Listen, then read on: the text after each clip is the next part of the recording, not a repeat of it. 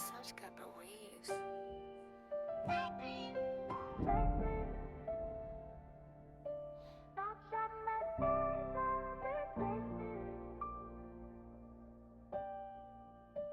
Yeah, without truth, everything falls to the side. Built on the rock, so we never divide. No lies in the word, yeah, the proof never dies. Solid evidence speak, we ain't trusting disguise. No conjecture, no myths, every claim we can test. Stand firm in the light, giving God our best. If it ain't built on truth, it won't survive the proof. King apologetics, yeah, we deal in the truth, yeah.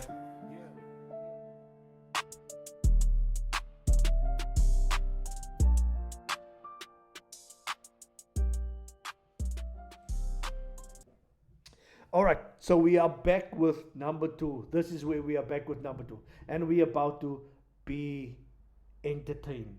We are about to be entertained. Let's move to number two. He And submitted his will to the Creator.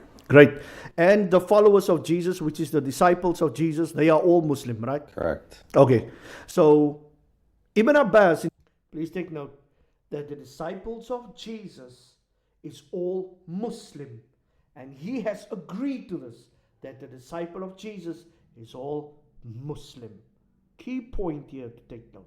In chapter 4, verse 157 say that the man whose image, who got the image of Jesus, was Tatanios.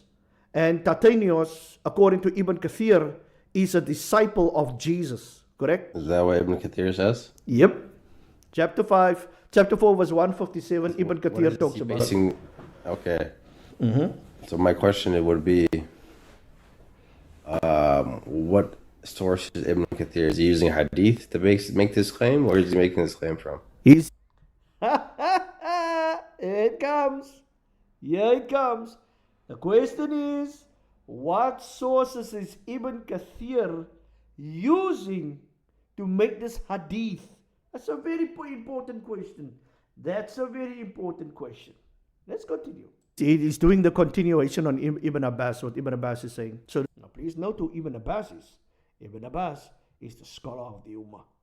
He's the guy, he's the man. He's the guy that Muhammad prayed for to Allah to say, whatever comes out of the mouth of Ibn Abbas, it is what it is.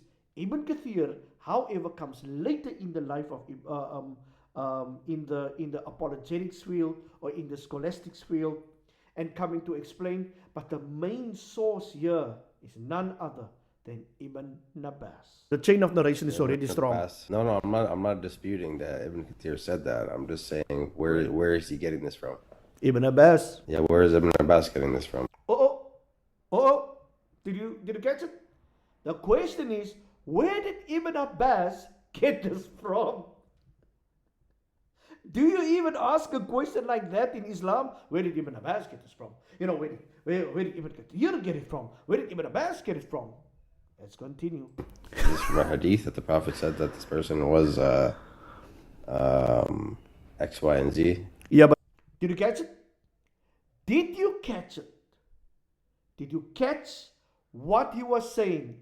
He's now asking the question, or he's questioning the validity of Ibn Abbas or this particular person based on the narrative of Muhammad. That, ladies and gentlemen, is something that you're going to see through multiple of these videos that's going to come according to chapter 4 verse 157, where Muslims blatantly and utterly deny their scholars.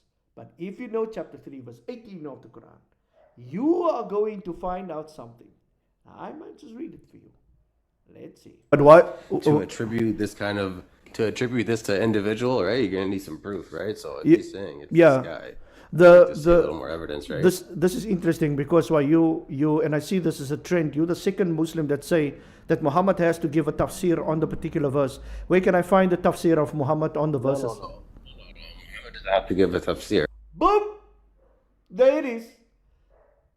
He's referring to the tafsir of Muhammad. Did Muhammad give an interpretation? Did Muhammad give a tafsir on it? But the moment when you push them back, the moment when you say, but where can I find it? Because I don't know. No. Muhammad doesn't have to give anything. Muhammad doesn't have to give anything. It's kind of problematic if he don't. You can give other tafsirs, but I'm saying the claim that this individual was this Greek person or whatever, that the likeness was put on there, is referring to Titanius. Where is that coming from? I'm saying it comes from Ibn Kathir, where Ibn Kathir got his information from should be divine, because according to chapter 3 verse 18, Ibn Kathir is classified as a wise man. You noted? Did you hear what I was saying? According to chapter 3 verse 18 of the Quran, Ibn Kathir is classified as a wise man. Why? Because in chapter 3 verse 18, Allah says, or basically Allah takes his shahada. He takes his shahada and then he say, he only believes in him, that is the only God, the angels, and number 3, the men of knowledge. The men of knowledge in Islam is the scholars, and Ibn Kathir falls in the category of a scholar. Let's listen what the Muslim have to say. Which is your scholar? You want to deviate from Ibn Kathir now? And he said, I'm not deviating. I'm just asking questions, right? Awesome. Trying to establish. Let's establish context. Yep. It's too heavy. Now note it. Now note. The Muslim is now saying, this is too heavy. It's too heavy. Chapter 4 verse 157 is too heavy. But the Muslim did not have any problem to talk to me about my verses, my understanding, my narrative of the crucifixion in the Bible. He did not have any problem with it. But the moment when it comes to Islam, now all of a sudden, too heavy. We don't care about too heavy. What we do care about from the Christian worldview is this true? What is the evidence that substantiates? What is the proof that you can bring? Is there any historical narrative? Who outside of the Islamic worldview is talking about this particular event? You will very soon note that they don't know. There's absolutely nothing. It's not heavy. It's not heavy.